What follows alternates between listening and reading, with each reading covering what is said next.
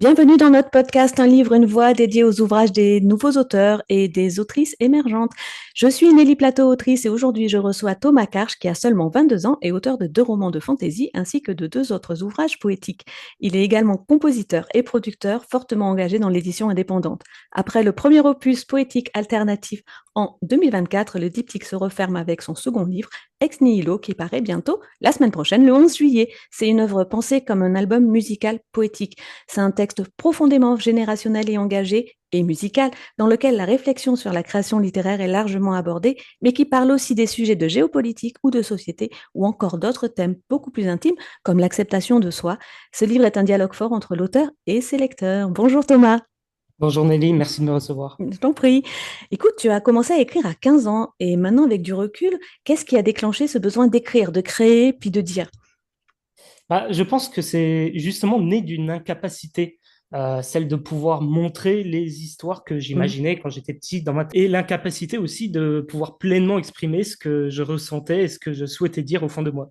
Ok, d'accord. Donc toi, tu es à la fois auteur, poète, compositeur, producteur également. Est-ce que tu peux nous esquisser ton parcours littéraire artistique en commençant par ton premier écrit jusqu'au dernier, parce que tu mêles les genres hein, entre fantaisie, donc fantaisie politique même, et poésie. Alors initialement, je suis auteur de fantasy, j'ai Mhm. commencé comme ça quand j'avais 15 ans, et je suis arrivé dans ce domaine comme bon nombre Ouais, grâce aux lectures des œuvres de Tolkien, de George Martin, donc ok. Le Trône de Fer, Mhm. qui m'ont énormément inspiré pour mon premier projet qui était Ardiae. C'est ainsi que j'ai écrit du coup cette première saga avec le préquel qui est sorti, si je ne me trompe pas, en 2022 Ok. et un dérivé qui est sorti l'année d'après. C'était justement des livres pour apprendre à écrire un livre, tu vois. Mhm. Euh, mais au final, justement, bridé par ce genre, par la fantasy, par les Ouais. codes de la fantasy, je ressentais que je pouvais pas y mettre toutes les émotions que je souhaitais, Mhm. y évoquer tout ce que je souhaitais dire. Et c'est ainsi que d'un déclic, et je pense influencé aussi par mon immense passion pour la musique, tu vois, que Ouais. je me suis retrouvé avec le besoin d'écrire de la poésie. Enfin, pour être plus précis, des lyrics avec Alternative en 2024 et cette année Ex Nihilo. Ok, d'accord. Donc finalement, ta saga Ardiae, donc c'est un univers dense, très politique, structuré, contraste fortement avec cette veine introspective de alternative, enfin, c'est ce que j'ai l'impression, et puis de Ex Nihilo. Euh, Tu écris avec des cycles, parce que là tu partais donc sur de la fantaisie, puis maintenant c'est plutôt poétique, ou sinon c'est des périodes créatives qui obéissent à des pulsions différentes. Hmm, Non, je pense pas que dans le fond, la veine introspective d'Alternative et Ex Nihilo pouvait tout de même déjà se retrouver dans ma saga Ardiae. Mhm, ok. Bon, certes d'une manière moins directe et différente, mais je suis persuadé que chaque auteur met constamment une part de son Mhm, histoire dans ses ouvrages, ouais. consciemment ou non, bien sûr. Mhm, Mais après, est-ce que je fonctionne par cycle? Je dirais qu'en tant que, en étant encore très jeune dans ce milieu, tu vois, j'ai que 22 ans, ouais. ça fait moins de 10 ans que j'écris. J'en suis encore à beaucoup expérimenter, à essayer de progresser, à m'entraîner, à découvrir des nouveautés. Ouais. Et en fin de compte, ça aurait pu être dommage de ne se restreindre qu'à un seul jour pour toute une Mhm. carrière ou pendant une décennie ou autre. Tout à fait, oui, oui. Toi, tu parles de Ex Nihilo comme une réponse à alternative, donc des œuvres sœurs, mais un peu inversé. Donc, d'un côté, avec le premier opus, c'était plutôt du désespoir, solitude, même on parlait d'échec. Et puis là, c'est plutôt de l'espoir, de la reconnaissance et puis surtout de la lumière. Donc, est-ce que tu as senti ce changement dès le début, quand tu as commencé à l'écrire, Ex Nihilo? Ou est-ce que c'est en pleine écriture, tu as réalisé que c'était ça? Et voilà, comment ça s'est passé? Alors, sans mentir, ces recueils ont été construits sans véritable anticipation. Hmm. C'est venu un peu comme ça, quoi. Ok. C'était, je dirais, une véritable nécessité pour moi d'écrire ces textes, que ce Hmm. soit pour Alternative, que ce soit pour Ex Nihilo. Ils s'inscrivent pleinement dans deux grandes étapes fondatrices de ma vie actuelle. Hmm. Ok. Certes, une plus joyeuse, une plus optimiste que l'autre, voilà. Mais c'est ce contexte qui a donné la couleur à ces ouvrages. Et en fin de compte, cela tombe assez bien puisque ça permet aux deux ouvrages de se répondre. Ouais. Ok. Euh, Tu décris toi-même Ex Nihilo comme un cœur ouvert, une catharsis, un passage vers la vie d'adulte, le deuil de l'enfance. Est-ce que l'écrire, ce livre, est-ce que ça t'a changé? Est-ce que c'est quelque chose justement pour guérir? Alors, je pense plutôt que c'est l'inverse. Ce Mhm. livre ne m'a pas changé, mais j'ai dû changer pour arriver à écrire ce livre. Ok. Ouais. Je n'ai pas vécu l'écriture d'Ex Nihilo comme une thérapie, peut-être un peu Ouais. pour alternative, mais là, non. C'est un peu comme une photographie de ma personne, mon vécu, ma personnalité à un instant T de ma vie et que je souhaite laisser pour ma postérité personnelle, pour Ouais. avoir un regard sur le passé, moi aussi, dans 10 ans, sur la personne Ouais. que j'étais 10 ans en avant. Ok. Donc c'est donc un recueil très très intime, puis lyrique hein, également, engagé. Tu écris, je jure de n'offrir que ce que j'ai de plus cher. Ça fait un peu livre confession, non? Ah oui, bah, bien sûr, totalement. Je me suis fixé qu'une seule et unique règle, et c'était la même pour Alternative. Euh, et c'est à peu près la même idée qu'on a eue avec l'équipe quand on a travaillé sur le projet, Oui. c'était d'être le plus sincère que possible. Hmm. Et alors oui, j'y livre sans censure une grande partie de moi, que ce soit valorisant ou non, Ok. mais je pense qu'on a vraiment besoin dans ce milieu de sincérité. Hmm, C'est hmm, triste tout de même que le monde du livre soit en grande partie vraiment nécrosé par une forme d'hypocrisie un peu. Ça me mhm, désole. hmm, hmm, Et je suis persuadé que si on faisait ce petit effort de sincérité, que ce soit entre nous, que ce soit envers notre lectorat aussi, et mhm. d'entraide, bien sûr, bah, on résoudrait bien des problèmes dans ce milieu. Ok, ok. Oui, tu dis aussi ne plus avoir besoin de hurler. Il y a une belle formule, je leur ai offert un lieu où reposer. Et là, tu parles de tes démons. Est-ce que bah, tu penses vraiment que l'écriture peut libérer? Est-ce que c'est juste un entre-deux, un refuge temporaire? Il y avait une urgence d'écrire? Ah, c'est une question difficile. Je Mm, mm, pense vraiment que cela dépend d'un auteur à l'autre. Alors, personnellement, c'est un réel exutoire, l'écriture d'Ex Nihilo. mhm, Je trouve que ça a été vraiment une expérience libératrice pour mhm. moi. Mais est-ce que ça marche pour tous les livres, tous les genres? Je pense pas. Du moins, Ouais, je n'ai pas eu cette sensation il y a 4 ans quand j'ai écrit ouais. de la fantasy, quand j'ai écrit RDA. Mhm. Euh, Après, est-ce qu'un chapitre de ma vie créative s'est refermé ou non? Bon, je dirais que oui, c'est indéniable, mais j'ai vraiment envie de prendre une nouvelle dimension, continuer à explorer au-delà même de la littérature, hein, Ouais. au niveau des arts. Et bon, peut-être que je reviendrai sur les lyrics ou non, mais voilà, je dirais pas non plus que c'est un chapitre complet qui se Mm, referme. mm, mm. Oui, bah après, on le sent très bien hein, dans Ex Nihilo. Donc, c'est une œuvre conçue avec de la musique, limite comédie musicale, hein, parce qu'il y a l'histoire en trame de fond, puis des passages tantôt poétiques, puis protéiformes. Hein. Il y a de la rime, du vers libre, de la prose. Puis, c'est très rythmé également. On a vraiment un beat de slam hein, en tête, clairement, quand on le lit. Comment tu as réussi à faire cette narration? Comment tu as construit ce texte? Alors, comme je l'évoque dans la postface justement Ouais. d'Ex Nihilo, j'ai de tout temps eu une très forte passion pour la musique et assez rapidement aussi influencé par mon cadre socio-culturel, hein, Mhm. globalement.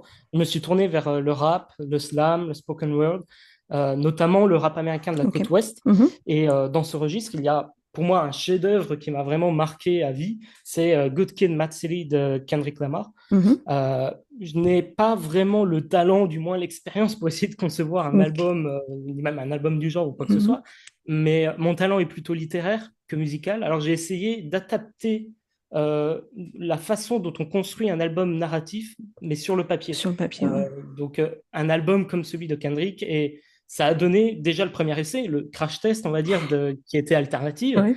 puis in fine, l'œuvre aboutie qu'est Ex Nihilo. Ouais. Donc tu dis vraiment avoir pensé ce livre comme un album, pas comme un recueil. Que penses-tu de la frontière justement entre poésie, slam, rap? Toi, tu te sens à l'aise dans tous les espaces? J'ai vraiment envie d'essayer de faire l'œuvre au juste milieu, tu vois, de la poésie contemporaine et de l'album musical, de l'album de rap. Mhm. En tout cas, c'est l'objectif que je cherche à Ouais, atteindre avec ces deux projets. Mais bien évidemment, c'est un espace dans lequel je me sens à l'aise, je m'y épanouis pleinement et je n'ai jamais eu autant de plaisir à écrire que dans cet espace-là. Et ça se ressent. Alternative a été un vrai succès et les retours ont été très positifs, justement, puisque les lecteurs ont senti le plaisir que j'ai eu à écrire ces vers. ouais, ouais. Ouais. Donc tu cites Kendrick Lamar, Prévert, Hugo, Michael Bieli, Nac Mendoza.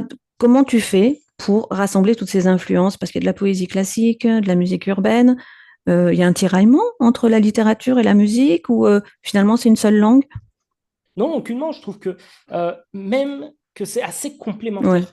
La poésie, c'est la musique des lettres. La Mhm. musique est la mise en vie de ces poèmes.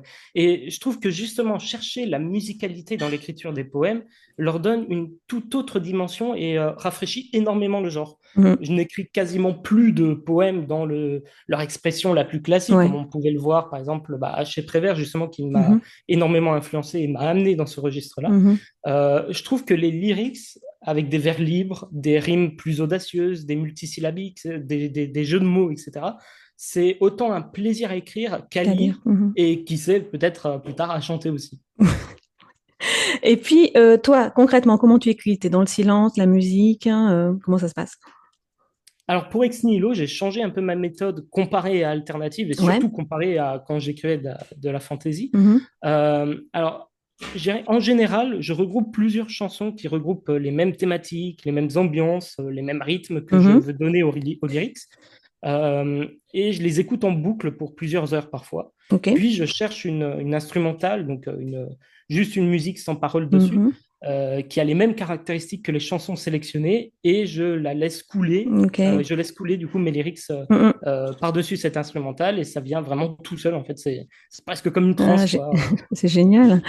Est-ce qu'il y a un poème ou un passage qui te semble central dans ton livre ou un que tu préfères? Ouf, c'est difficile ça. C'est une question qui est tout le temps difficile et pour peu importe l'œuvre qui est concernée, j'ai tout le temps du Mhm. mal à trouver vraiment un point précis. Euh, Puisque Ex Nihilo est vraiment fait pour être digéré en un seul coup, Mhm. c'est pour ça que c'est au-delà d'un recueil, c'est presque plus, ouais, comme je disais, un album Ouais.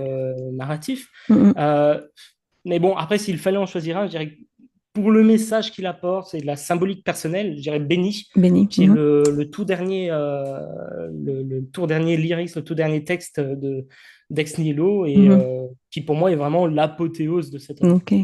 Donc, j'imagine, il y a des passages qui ont été plus difficiles à écrire. Certains, oui. Ouais. Ah, c'est un projet sur lequel on planche depuis la sortie d'Alternative en mars 2024. Donc, un an pour un projet comme celui-ci, c'est relativement beaucoup, hein. C'est Mhm. à peu près 2 fois plus de temps que j'ai pris pour Alternative. Ouais.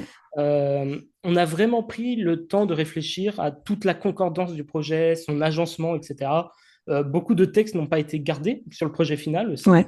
Donc, en soi, ce n'est pas écrire qui a été difficile, mais construire le projet après. Savoir la direction artistique, ce qu'on gardait, ce qui disparaissait. Et pour ça, j'ai pu vraiment compter sur une équipe de production qui a vraiment été top, qui m'a vraiment aidé dans tous ces projets. Et je profite de l'occasion justement pour les remercier, Primo, Tidot, qui ont fait toute la direction artistique Ok. d'Ex Nihilo et qui Mhm. justement, eux, viennent plutôt du monde de la musique. Ok.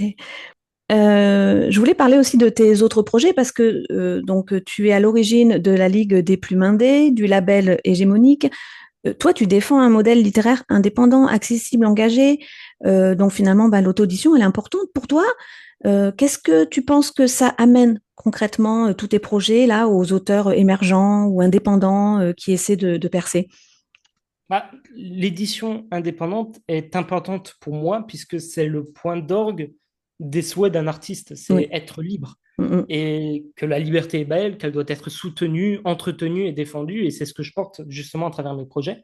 Euh, je reproche beaucoup au monde de l'édition en maison, c'est ce manque de sincérité, comme j'ai dit tout à l'heure, qui Oui. nuit tellement à leur image. C'est comme sacrifier du coup une partie de leur art pour des Ouais. bénéfices. Mhm.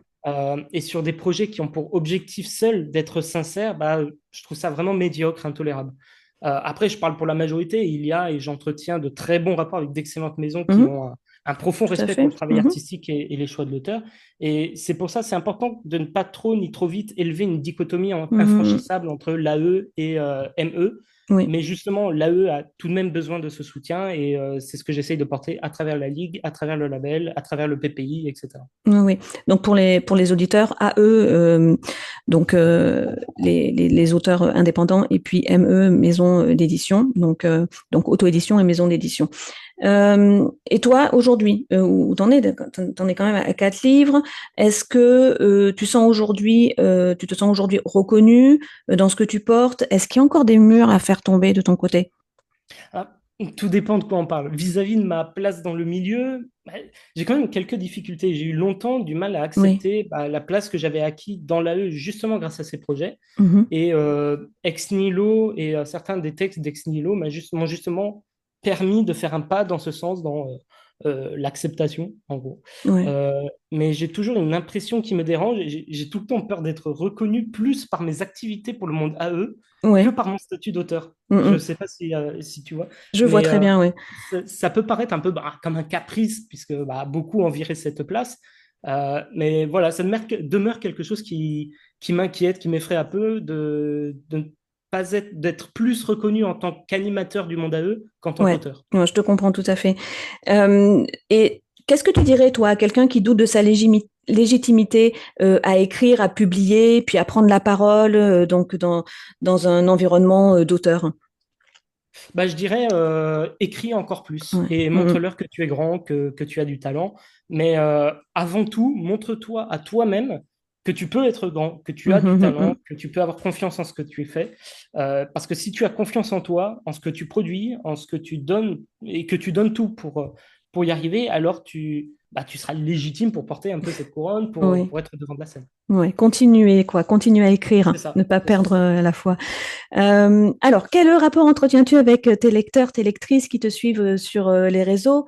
Euh, Tu te sens investi d'une responsabilité un peu ou tu cherches le lien humain? Bah, j'arrête pas de le dire dans Mhm, chacun de mes projets, mais je leur dois absolument tout. mhm, Tout ce que j'ai fait, tout ce que j'ai accompli, j'ai pu compter sur leur soutien sans faille. J'ai un immense amour pour chacun d'entre eux. Justement, le texte Parce que vous, mhm, dans Ex Nihilo, donc dans la fin du projet, leur est d'ailleurs une immense déclaration d'amour, une mhm. immense dédicace. Alors oui, forcément, ça met une pression Oui, à poursuivre, à faire encore mieux, à être plus rapide, plus innovant, plus ouais, fort, plus productif. Mais bon, c'est le deal. Je les fais rêver et ils me font vivre un rêve en retour. tout à fait. Alors, aussi longtemps qu'ils seront là, je serai là moi aussi, hein. Justement, pour tes nouveaux projets, est-ce que tu y penses déjà ou tu as vraiment besoin, comme tu l'écris, de marcher sur le sable et de vivre, aimer et rire avant de recommencer? En tant qu'artiste, je ne peux pas dire que je ne pense pas à d'autres projets. C'est Je vois. évident. Voilà, bien sûr. On a toujours ça en tête. Tout à Ça ne fait. nous quitte jamais. Mais je ne saurais dire vers où ma plume va se tourner. J'ai des envies de revenir sur mes activités d'origine, la fantasy. Il y a des fois où je Ouais. me dis, j'aimerais tellement là maintenant écrire une scène de bataille ou Mhm, voilà, j'ai été bercé dans ça. J'ai commencé à écrire là-dessus, donc j'ai pris énormément de plaisir. J'ai envie de revenir dessus. mhm, J'ai aussi des envies de continuer à écrire des lyrics parce que c'est ce qui me fait kiffer en ce moment. Voilà, je suis en plein dedans, ça mhm. marche bien, Oui. ça me rend heureux, voilà. Donc euh, sans forcément, tu vois, une volonté non plus de les publier ou de refaire un recueil ou quoi que ce soit, Mm, juste d'en ok. écrire. J'ai envie d'essayer de nouvelles choses aussi, me tourner vers des projets plus historiques aussi, Ok. peut-être. Euh, En attendant, je vais quand même prendre du temps pour moi. Cette année a été très dure, très longue. J'ai vraiment besoin de repos. Ouais. J'ai un projet qui est déjà fini après Ex Nihilo, peut-être pour la fin de l'année. Ok. Je n'ai pas encore de date précise, mais ce qui va me donner du coup un peu de temps en rab pour souffler. Ok, t'as un peu Mais d'avance là. bon, Mm. ouais, il faudra bien reprendre un jour. Je pense, oui. J'aimerais beaucoup aussi encourager des jeunes auteurs et autrices à se lancer dans justement les recueils, les lyrics. Voilà, s'il y en a Mhm. qui m'écoutent, n'hésitez pas, lancez-vous, Contactez essayez Thomas. d'écrire ça avec plaisir. Et pourquoi pas faire justement de la direction artistique ou de la production pour eux. Voilà. Ouais. En soi, je n'ai pas de doute, je trouverai bien une manière de m'occuper, mais bon, qui sait ce que je vais faire, quand je vais le faire, ça sera une autre question. Je suis sûre que tu vas trouver de quoi t'occuper avec tout ça. Peut-être, est-ce que tu as des dates de salon, des dédicaces, des événements sur lesquels les lecteurs pourraient te rencontrer? Alors, comme dit, pour le moment, en fait, j'ai vraiment envie, tu vois, de prendre du temps pour moi, Mhm. de me poser.